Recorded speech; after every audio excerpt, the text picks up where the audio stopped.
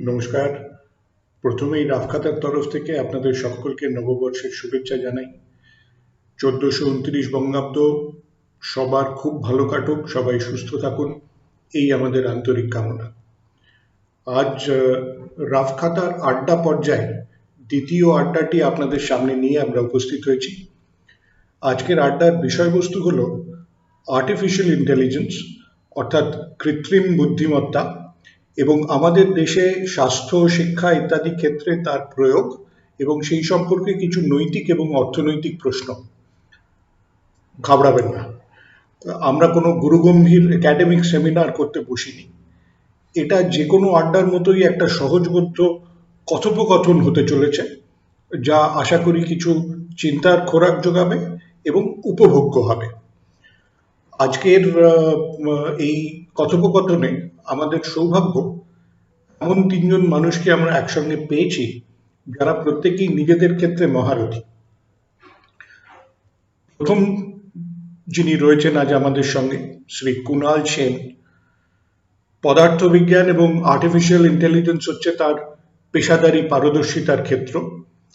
কাজ করেছেন চিকিৎসা ক্ষেত্রে ইলেকট্রনিক সিস্টেমসের প্রয়োগ নিয়ে এবং এনসাইক্লোপিডিয়া ব্রিটানিকার মতো সংস্থায় প্রযুক্তিগত নেতৃত্ব দিয়েছেন। বর্তমানে এনসাইক্লোপিডিয়া ব্রিটানিকা এবং মেরিয়াম ওয়েবস্টার এই দুই সংস্থার প্রধান তথ্য আধিকারিক। কুণাল দা এছাড়া অবসর সময়ে সমসাময়িক শিল্প নিয়ে চর্চা করেন এবং প্রথাগত শিল্প মাধ্যমের সঙ্গে কম্পিউটার, ইলেকট্রনিক্স ইত্যাদির মিশ্রণ নিয়ে পরীক্ষা নিরীক্ষা করে থাকেন। আজকে আমাদের সঙ্গে দ্বিতীয় আড্ডাধারী যিনি আছেন, শ্রী আনন্দলাল রায়। পেশায় জৈব চিকিৎসা বিজ্ঞানী অর্থাৎ বায়োমেডিক্যাল সায়েন্টিস্ট। এছাড়া আনন্দদা লেখেন, আঁকেন, তবলা বাজান এবং নিজেকে পাঠভবনের একজন গর্বিত প্রাক্তনী বলে পরিচয় দিয়ে থাকেন। সেই সূত্রে আমরাও তার কাছে প্রচুর প্রশ্রয় পাই। এবং সেই সঙ্গে আমাদের আড্ডায় আজকে আমরা পেয়েছি শ্রী মৈত্রীশ ঘটককে। লন্ডন স্কুল অফ ইকোনমিক্সের অধ্যাপক। 3 দশকের বেশি সময় ধরে উন্নয়নমূলক অর্থনীতি, সরকারি খাতের অর্থনীতি, সাংগঠনিক অর্থনীতি ইত্যাদি ক্ষেত্রে গবেষণা করছেন। মৈত্রীশ দা প্রবন্ধকার হিসেবে সুপরিচিত। বিভিন্ন দেশি বিদেশি পত্রিকায় লিখে থাকেন এবং কলকাতারও একাধিক কাগজে তার লেখা নিশ্চয়ই আপনারা কখনো কখনো দেখে থাকবেন। এই আড্ডার প্রসঙ্গে আরেকটা কথা জানিয়ে রাখি। আজকের যেটা আমাদের বিষয় অর্থাৎ আর্টিফিশিয়াল ইন্টেলিজেন্স এবং আমাদের দেশের চিকিৎসা ক্ষেত্রে তার প্রয়োগ, এই সম্বন্ধে কুণাল দা এবং আনন্দদা যৌথভাবে বেশ কিছুদিন যাবৎ গুরুত্বপূর্ণ গবেষণার কাজ করছেন। এই সংক্রান্ত কিছু প্রস্তাব ওনারা সরকারি স্তরে হয়তো রাখবেন এবং ওনাদের এই কাজের বিষয়বস্তুর উপরে ওনারা একটি মূল্যবান লেখা আমাদেরকে দিয়ে রাফখাতাকে কৃতজ্ঞ করেছেন। সেই লেখাটি অল্প কয়েকদিনের মধ্যেই আমরা রাফখাতায় প্রকাশ করব, কিন্তু সেই প্রসঙ্গে কিছু প্রশ্ন আমাদের মনে ছিল। আজকের আড্ডা বা আজকের কথাবার্তা আমরা সেই সূত্র ধরেই শুরু করব। রাফখাতার পক্ষ থেকে আজকের সূত্রধারের দায়িত্ব পালন করবেন অর্কপ্রভ মণ্ডল। আপনারা জানেন অর্ক আমাদের সম্পাদক মণ্ডলীর একজন। অর্কর প্রথাগত শিক্ষালাভ পাঠভবন, জওহরলাল নেহরু বিশ্ববিদ্যালয় এবং তারপরে IIM ব্যাঙ্গালোর থেকে। একটি বহুজাতিক সংস্থায় অর্ক পরামর্শদাতা এবং পেশাগত কারণে তাকে স্বাস্থ্য পরিষেবা ক্ষেত্রে বিশেষ নজর রাখতে হয়। তবে এইসব তুচ্ছ ব্যাপারের থেকে অর্ক অনেক বেশি গুরুত্ব দিয়ে থাকেন আলসেমি, বই পড়া এবং মাঝে মধ্যে ব্রিজ খেলায়। আর বেশি কথা না বাড়িয়ে দেরি না করে তাহলে শুরু করা যাক। নমস্কার।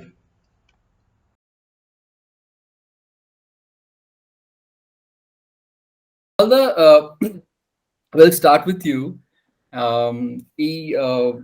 AI নিয়ে নানান রকম, you have been listening to AI or what is AI and stuff like that. ধরো আমার যতদূর মনে আছে, আমি যখন JNU তে পড়তাম তখন there was this first thing about IBM Deep Blue beating Gary Kasparov.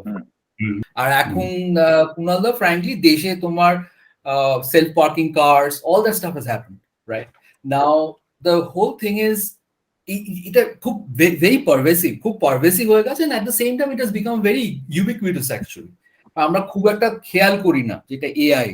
But so if we start with a very basic explanation or understanding of what is AI, আমাদের পাঠক বা শ্রোতাদের জন্য যদি একটু মানে খুলে বলো যে ওকে এআইটা কি, এবং if you have some examples to kind of say that okay, these are the practical applications of AI. Sure. So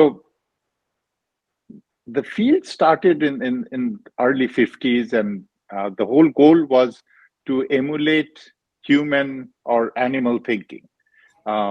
Whatever we can do that machines cannot do, which is not based on very specific set of instructions to do tasks that you cannot instruct a machine. And then the research went into many different directions, trying to solve the problem in different ways. But one of them, which was created in 1957-58, a machine called perceptron, was a particular aspect of this whole spectrum of AI. And this used something called neural net, which is a very simplified model of a neuron that exists in any animal brain.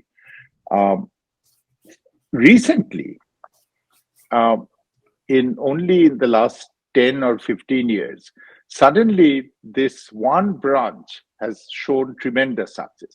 AI practitioners have always been claiming that a big breakthrough is just around the corner, but it never happened until this. And the mathematics behind it is not new at all, but what changed is this kind of neural nets require huge volumes of data and extremely fast machines. Both of those things happened in the early tens of this century, and that opened up the spectrum, and now we see applications almost everywhere. It's hard to find anything today which doesn't have a touch of AI as this flavor of AI. So now what people understand as AI is a very small subset of the whole possibility, and there are researchers still working in that. But since there is a lot more commercial success in this one branch, unfortunately all of the resources go into developing that, and that will probably continue because it's a very promising angle. In terms of application, I mean, you can see it everywhere. When you go into Google and try to translate something from one language to another, it's an excellent example of this kind of AI. Voice recognition, your smart speakers, or a smart assistant in your phone. These are all various applications of the same technology. Right. Games is another area. Right. So Kunal, also there has been, given the fact that this is an emerging not an emerging field, but we are getting in touch with it much more now. And there are a lot of myths surrounding AI. And typically in a country like ours, we have been a little behind the curve, so to say, when it comes to application. But there has been myths saying that, okay, it is going to, kind of take away a lot of jobs, or AI is very easy because it's a self-learning system, blah, blah, and all of that stuff. So given our context, the context of India, what would be the ground realities of AI? I mean, we are, as I was saying, that we are pretty much behind the curve when it comes to, kind of application of AI, right? Which are the areas? Are there any areas which will give us a better bang for the buck kind of thing, that, okay, we need to go in here and we can leapfrog? So as in any field of knowledge or any technology, there are two distinct kinds of work. One is applying the work that has already been done in new areas. It's an application type of thing. It's a lower end of the spectrum of creative work. And the other end is breaking new grounds, doing problems, trying to solve problems that has not been tackled yet. Right. And unfortunately, so far, historically, India has always been at the application end. When software technology was evolving, Indian industry chased the low end of the spectrum, not the high end. And I'm afraid that AI may also be following the same path. I mean, there is tremendous growth. They're predicting $8 billion AI industry in India in 3 to 4 years, which is a lot. But my fear is it is still trying to feed at the bottom of that spectrum and not trying to do breakthrough work, which is happening, for example, in China. There's a lot of breakthrough AI work, or the most well-known AI company came out of London, DeepMind, which is now owned by Google. London was not the pinnacle of AI technology innovation. That was in US, but one company dared to do something that no one else was targeting, and they succeeded. So I think that kind of approach has to be there. I don't know who can do that, or if there are attempts to do it. So Kunal, what you mentioned, right? The two things which come out very clearly. One is there is some kind of there's some kind of a lag when it comes to the public sector, right? Bharatbarshe এখন there is a lot of AI which is done. Like in my company also, there's a lot of AI work which is happening. So we have our AI labs in India, where people are coming in, they're testing things and stuff like that. So এটাও একটা problem যে গভর্নমেন্টের যে the amount of investment that government needs to do or have a clear policy directive, সেটাও that is also something which is maybe missing when it comes to public sector. Yes, I'm not that familiar with it. We often have a history of chasing something from behind, that such and such country is doing it, therefore we should do it, and money comes in. Right. So I don't know. I can't comment on the exact situation there because I'm not that familiar. Right. Kunal, one question on this whole thing about robotics. যেরকম বলছিলাম যেরকম কোম্পানিগুলোতে এখন অনেক দিন ধরে যারা IT কোম্পানির সঙ্গে যুক্ত, though I am not a technical guy at all, আমরা কিন্তু টেস্ট অটোমেশন ব্যাপারটা অনেক দিন ধরে শুনেছি। there is a test automation, there's a robotic process automation, এরকম অনেক কিছু রয়েছে। There is also something which I was long back reading about Asimov and all that stuff and 3 laws of robotics.